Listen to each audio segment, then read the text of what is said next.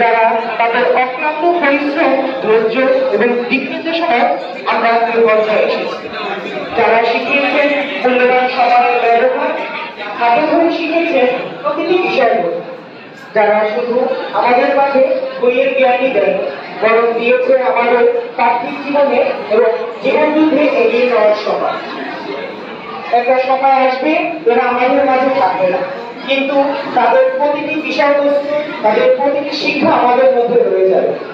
আমার প্রিয় সহপাঠীরা, আমরা সকলেই একসাথে 7 বছর লেখাপড়া করে আসছি। ক্লাসের সেই দুষ্টমি, বদমাইশি, স্যারের হাতে কত বকা পেয়েছে। সত্যি কত সোনালি ছিল সেই দিনগুলো।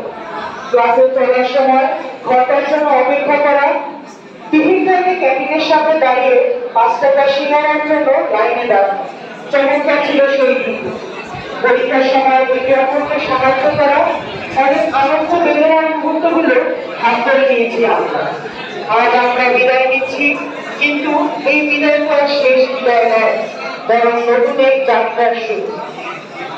আমাদের সামনে রয়েছে অনেক বড় বড় স্বপ্ন, অনেক লক্ষ্য। আমাদের এই বিদায় যেন নতুন উদ্দেশ্য এবং লক্ষ্য নিয়ে এগিয়ে যাওয়ার প্রথম পদক্ষেপ। আমাদের জীবনে আমরা অনেক ঘটনার সম্মুখীন হচ্ছি, অনেক ঘটনা ঘটে যার আসলে কোনো অস্তিত্ব থাকে না, কিন্তু অনেকে লোক, প্রলোভন এবং আশ্বাসের মাধ্যমে আমাদের ঘটনার সাথে সম্পৃক্ত করে। ফলশ্রুতিতে ঘটনা ঠিকই সার্থক হয়, কিন্তু আমাদের সেই লোক বা ফল বা আশ্বাসের সেই ফল আমরা পাই না। তাই সকলের কাছে বিনীত নিবেদন থাকবে, জীবনে যদি কোনো ঘটনার সাথে আমরা সম্পৃক্ত হই, তার আদ্যপান্ত জানার চেষ্টা করব।